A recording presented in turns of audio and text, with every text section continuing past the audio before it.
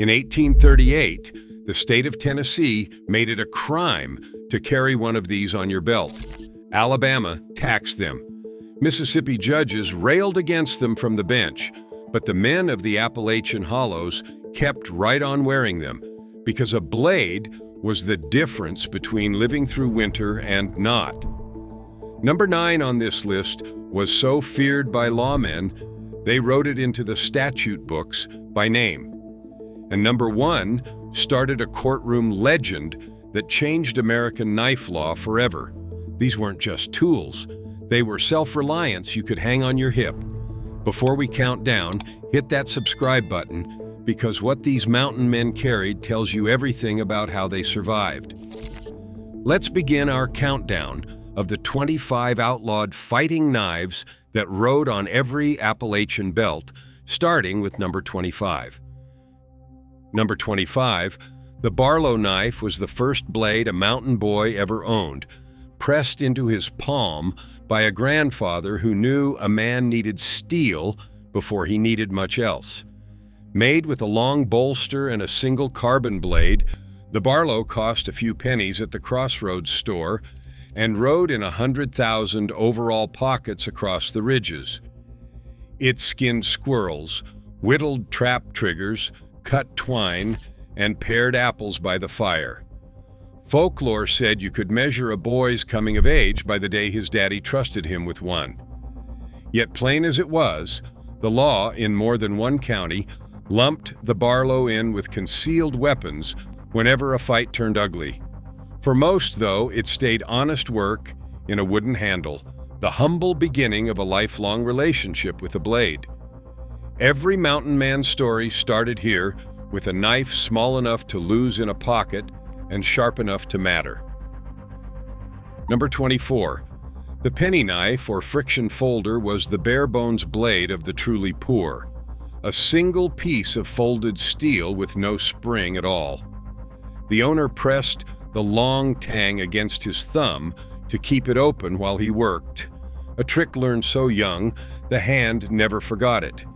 Travelers and tinkers carried them down the wagon roads, and a man could buy one for the price of a loaf of cornbread. But that simplicity was the point.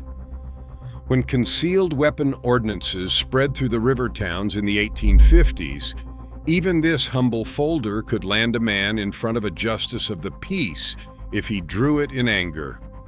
Cheap, plain, and everywhere, the penny knife proved that in these mountains, a blade was never a luxury.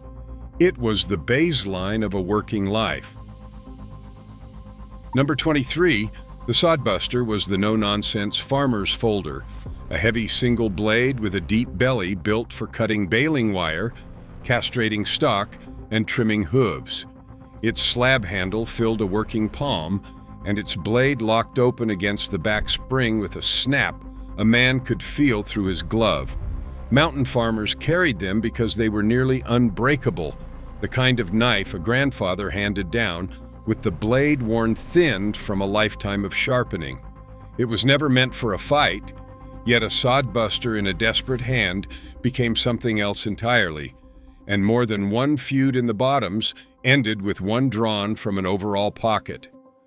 Honest steel for honest work, the sodbuster carried the quiet weight of a life spent outdoors.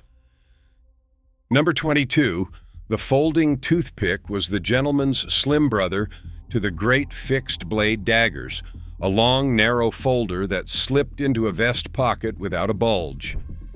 Its needlepoint and graceful curve made it a favorite of horse traders and circuit preachers, men who traveled the ridgelines and wanted something elegant but discreet. The blade opened to a length that surprised anyone who had only seen it closed, and that surprise was exactly why town marshals distrusted it. By the 1870s, several Appalachian counties had written ordinances against any folder whose blade exceeded a set length, and the toothpick crossed that line by design. Folklore held that a man who carried one was either a card player or a preacher, and the wise kept their distance from both. Slim, sharp, and quietly dangerous, The folding toothpick proved that in the mountains, even a pocket knife could carry a reputation. Number 21. The hawkbill or corn knife, curved like an eagle's talon, its inward hooking blade built for pulling stalks, slicing twine, and stripping bark. Tobacco men and corn farmers swore by it because the curve let them draw the edge through a stalk in a single clean motion without ever lifting the arm. Hung on a belt sheath, the hawkbill rode beside its owner from the first frost of harvest to the last load hauled to the barn. Yet that same vicious hook gave it a fearsome reputation in close quarters, and lawmen in the river towns watched a man with a hawkbill the way they would watch a man with a pistol. Oral histories recall the rhythmic swish of the curved blade through a field at dawn, a sound as much a part of the mountain autumn as the crows. Built to harvest, feared as a weapon, the hawkbill carried the double life that defined nearly every blade on this list. Number 20. The patch knife was the rifleman's silent partner, a small fixed blade often carried in the hunting pouch or sewn into the strap of a powder horn. Its job was precise.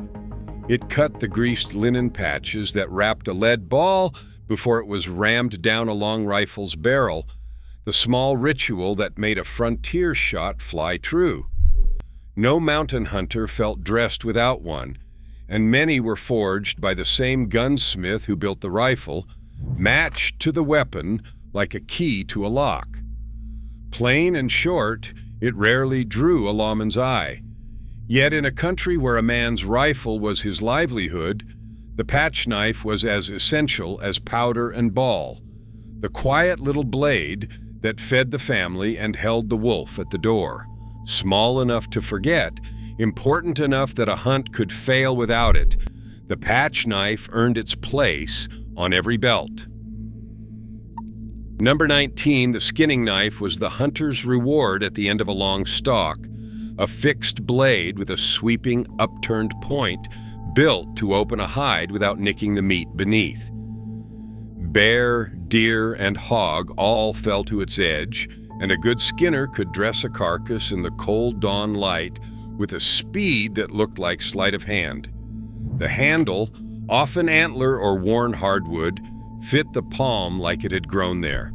Mountain men prized a blade that held its edge through a whole season of dressing game, because stopping to sharpen meant letting the cold seep into the meat. Folklore in the high counties held that a man's skinning knife knew the weight of every animal it had ever taken. Built for the harvest of the hunt, the skinning knife carried the quiet competence of men who fed their families straight off the mountain. Number 18. The coal miner's knife went down into the dark with men who trusted it to never let them down a half-mile underground. Sturdy and short-bladed, it cut fuse, stripped wire, pried, and pared in conditions where a man couldn't see his own hand. Many had a second tool built in, a spike for working the cap lamps, and the whole thing was thick enough to survive being dropped down a shaft. In the coal camps of the high ridges, a miner's knife was as personal as his boots, often the only thing he owned outright, carried for 30 years if he was lucky enough to last that long. Yet above ground, in a saloon dispute after payday, that same trusted tool could turn a quarrel deadly, and the camp bosses knew it. Loyal in the dark, dangerous in the light, the miner's knife rode every shift. Number 17. The stockman folder carried 3 blades in one handle, a clip, a sheep's foot, and a spay, each ground for a different job around livestock. Cattlemen and hog farmers of the broad valleys loved it because it answered nearly every chore a working day could throw at them, from notching ears to cutting twine to trimming a stubborn hoof. The bone or stag handle wore smooth and golden over the years, and a well-kept stockman became an heirloom passed from father to son with the blades still snapping crisp. Yet for all its honest purpose, a town that had outlawed the carrying of weapons could still arrest a man over the longest blade in his stockman, and judges argued for years over where a tool ended and a weapon began. 3 blades, 100 uses, the stockman was the working man's whole toolbox folded into a pocket. Number 16. The trapper rode the fur lines through the bitter months, a slim 2-bladed folder built for the patient men who worked the high creeks for mink, fox, and beaver. Its long clip and spay blades dressed small game with a delicacy the big fixed knives couldn't match, and trappers ran their lines at dawn with the folder warming in a gloved fist. Fur money was real money in the hollows, and a man's trap line could carry a family through a winter when nothing else would. The trapper knife was light enough to forget and sharp enough to matter, the silent companion of men who spent more time with the creeks than with people. Oral histories recall trappers who could name every blade they'd ever owned and the seasons each had seen. Built for the quiet patience of the fur trade, the trapper carried the loneliness and the freedom of the high mountain winter. Number 15. The Green River trade knife came west and south by the crate, a simple fixed blade stamped with a mark that became legend on the frontier. Cheap, sharp, and endlessly useful, it skinned, butchered, ate, and defended, and the phrase "up to the Green River" came to mean doing a thing all the way, right to the hilt. Mountain men bought them 3 at a time, knowing a blade would break or wear or be lost, and that a man caught without one was a man in trouble. Yet that same humble trade knife slipped under a coat, fell squarely under the concealed weapon laws spreading through the territories. Plain steel that built a frontier, the Green River was the workhorse blade of a whole generation of men who lived by what they could carry. Number 14. The butcher knife, the long-bladed scalper of the trade catalogs, was never meant for the table alone. Thin, broad, and wickedly long, it dressed hogs at the fall killing and cut the season's meat into the strips that hung in the smokehouse. Hung from a belt in a leather sheath, it doubled as a frontier all-purpose blade, and many a mountain man carried nothing finer. But a butcher knife on a man's hip in a town square told the marshal something, and statutes that named the Bowie and the dirk often swept the long butcher blade in with them. Folklore held that the meanest weapon in a mountain cabin was usually the one hanging by the cook stove. Honest at the killing floor, feared on the belt, the butcher knife blurred the line between kitchen and conflict like nothing else. Number 13. The clasp knife, or folding hunter, was the big single-blade folder a man carried when he wanted one knife to do everything. Its heavy clip blade locked open with a solid back spring, and the bone handle filled a fist the way a tool should. Hunters loved it because it dressed game like a fixed blade, but folded safe into a pocket for the long walk home. Yet its size was its trouble. A blade that long, snapped open in a tavern, was exactly what the new concealed weapon ordinances were written to stop, and many a man learned the hard way that a legal tool in the woods was an illegal weapon in town. Big, dependable, and quietly controversial, the folding hunter was the blade a mountain man grew into. Number 12. The belt sheath knife was the fixed blade companion that rode openly on the hip, carbon steel and hardwood, plain as a fence post and twice as reliable. There was nothing hidden about it, which is exactly why mountain men favored it. A blade worn in the open broke no concealment law, and a man could split kindling, gut a fish, and notch a snare with the same steel from sunrise to dark. The leather sheath wore soft and dark with years of oil and rain, molded to one knife and one belt. Yet even an honest open carry could draw a fine in a town that had banned the carrying of any deadly weapon, and judges quarreled endlessly over whether a working knife counted. Simple. Sturdy and worn with pride, the belt knife was the blade a mountain man reached for 100 times a day without ever once thinking of a fight. Number 11. The neck knife hung on a leather thong against a man's chest beneath his shirt, small, light, and always within reach. Trappers and travelers favored it because a knife on a cord was a knife you couldn't drop in deep snow or lose fording a creek, the one blade that stayed with you when everything else was busy. Its short, fixed blade handled fine work, cutting cord, dressing small game, and freeing a snared rabbit.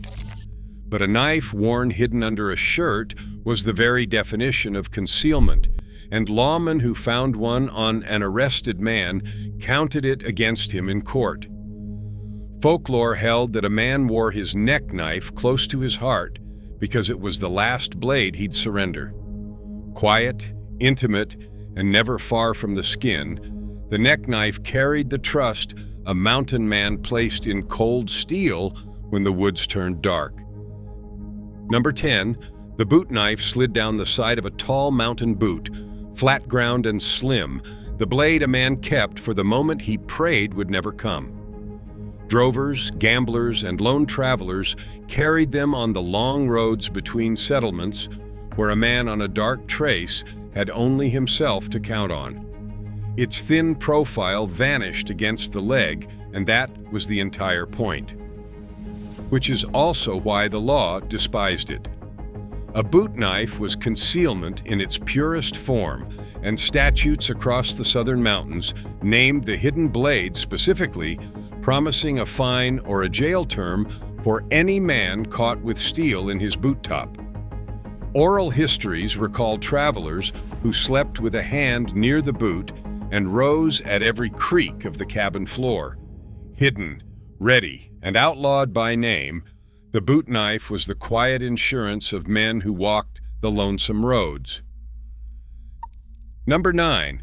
The gambler's sleeve dagger was the blade that lived up a coat sleeve, sprung into the palm by a flick of the wrist when the cards turned sour.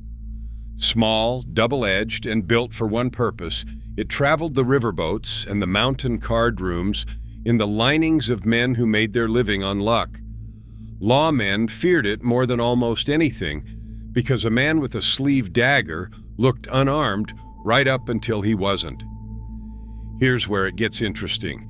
The very laws against concealed weapons that swept the South in the mid-1800s were written in large part because of blades exactly like this one, daggers built to deceive.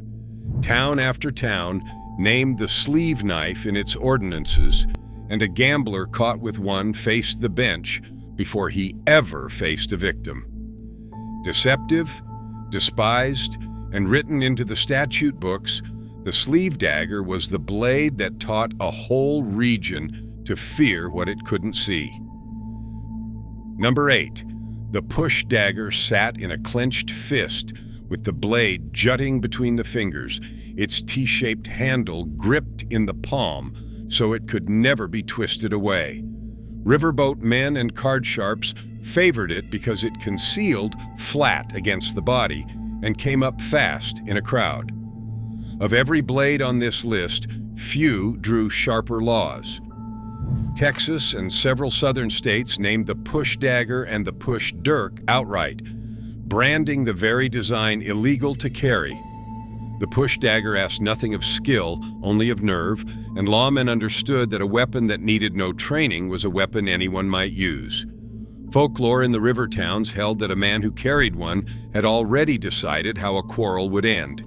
Compact, brutal in reputation, and outlawed by name across the South, the push dagger was the blade that legislatures wrote whole sentences to stop, and the mountain men who carried it knew exactly the line they walked. Number 7. The spring knife, the snap blade ancestor of the switchblade, opened with the press of a button or the swing of the wrist. the blade locking out faster than the eye could follow.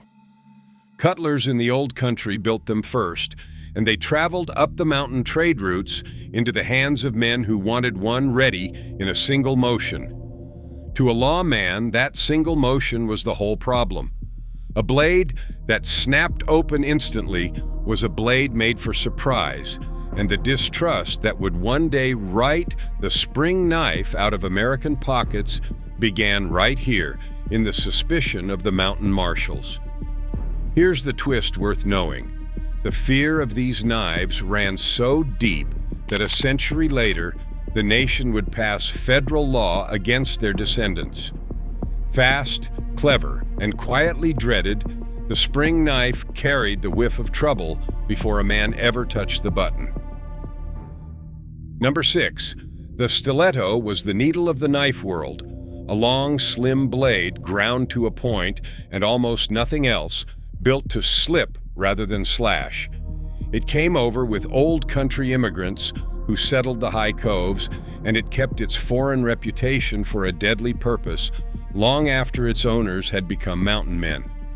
Lawmen across the ridges treated the stiletto as a weapon and never as a tool, because there was simply no honest work its narrow blade could do that a broader knife could not do better.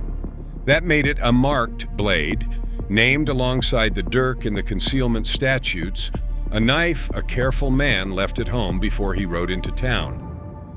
Folklore held that a stiletto was a blade with no other story to tell. Slim, foreign, and purely a weapon, the stiletto carried a darkness the working knives never did, and the law watched it accordingly. Number 5. The coffin-handle dirk took its grim name from its shape, the grip widening and narrowing in the silhouette of a casket, a piece of frontier honesty about what the blade was for. Long, often double-edged, and built with no pretense of farm work, the coffin-handle dirk was a fighting knife, and everyone knew it. Mountain men who carried one carried it openly as a statement, the way another man might wear a pistol on his hip. The courts answered in kind. Dirks were named specifically in the earliest weapon statutes, and a coffin-handle blade was about as hard to explain to a judge as a knife could get. Oral histories recall these blades passed down through feuding families like grim heirlooms, each one with a history nobody spoke of aloud. Honest about its purpose right down to the shape of its handle, the coffin-handle dirk was the blade a man carried when he had stopped pretending it was a tool. Number 4. The dirk was the long fighting dagger the mountain Scots and Irish brought with them into the high country, and its name became the single most common word in 19th century weapon law. Descended from the Highland blade that their grandfathers carried, the dirk was straight, long, and built for one reason, and the immigrants who settled the coves never let the tradition die. When the southern states began outlawing concealed weapons, the word dirk appeared in nearly every statute, sometimes the first word on the list. To carry one hidden was to break the law in plain language. Yet the mountain families kept them anyway, in cabin rafters and under coats, because a blade with that much history was not surrendered easily. Folklore held that a dirk remembered the old country even when its owner had never seen it. Ancestral, feared, and named in the law more than any blade but one, the dirk carried the weight of an ocean crossing on its edge. Number 3. The Arkansas toothpick was the great straight dagger of the frontier, a long, heavy blade ground to a vicious point and balanced to throw, named for a state but carried up and down the whole spine of Appalachia. Half again the length of a working knife, it was a fighting blade first and a tool a distant second, and the men who wore one made no secret of what it was. Tennessee's lawmakers named the Arkansas toothpick in the same breath as the Bowie when they wrote their famous ban in 1838, declaring it a crime to sell or carry one. That single law tells you everything about how the blade was seen. Folklore held that the toothpick earned its cheerful name as a grim frontier joke, a giant dagger called by the daintiest word a man could find. Long, lethal in reputation, and outlawed by statute, the Arkansas toothpick stood second only to the king of mountain blades. Number 2. The coffin-handle Bowie was the showpiece of the breed, the great clip-point fighting knife dressed in a casket-shaped grip and brass fittings that gleamed in firelight. Larger than any tool a man needed, it was the blade a mountain man wore when he wanted the whole room to understand him without a word. Smiths along the ridges built them by hand, each one a little different, and a fine coffin-handle Bowie was the most valuable thing many a man owned. The law, naturally, came for it hard. Every statute that named the Bowie knife swept this grand version in with it, and the more handsome the blade, the more certain a judge was to call it a weapon and nothing else. Oral histories recall these knives displayed above mantels like the trophies they were. Magnificent, expensive, and outlawed across the South, the coffin-handle Bowie was the blade of a man who'd made his peace with being noticed. Number 1, and finally in first place, the Bowie knife crowned every belt in the mountains as the undisputed king of American fighting blades. Born from a single legendary frontier brawl and carried into folklore on the back of a famous name, the Bowie was a long clip-point blade with a sweeping belly and a point that could pierce or slash with equal ease. It skinned bear and split kindling and dressed hogs, but no one was ever fooled. The Bowie was a weapon dressed as a tool, and the whole frontier knew it. Its fame ran so deep that in 1837 and 1838, Alabama, Tennessee, and Mississippi all moved against it by name, taxing it, banning its sale, and writing the word Bowie into law in language that survives in some statutes to this day. No blade in American history was ever outlawed so specifically or carried so proudly in defiance. Mountain men wore theirs through generations of feuds and hard winters, passing the great knives down like names. The Bowie was more than steel. It was the whole spirit of a self-reliant people pressed into a single blade, beautiful, feared, and absolutely outlawed. The knife that taught a young country to write laws about the things its citizens refused to put down. Across all 25 entries, from the humble Barlow that started a boy's life with steel to the legendary Bowie that crowned the list, these outlawed blades tell a powerful story of survival, self-reliance, and a stubborn mountain refusal to go unarmed. Some, like the sleeve dagger and the push dagger, were so feared that legislatures wrote them into law by name. Others, like the sodbuster and the patch knife, were honest tools that the law swept up alongside the weapons. The common thread is the same one that ran through every hollow and ridge in Appalachia, the conviction that a man's blade was his own business, and that a knife on the belt was the difference between making it through the season and not. So here's my question for you. Which of these 25 would you have carried on your own belt? Drop it in the comments and tell me if your family ever passed one of these old blades down. I'll see you in the next one.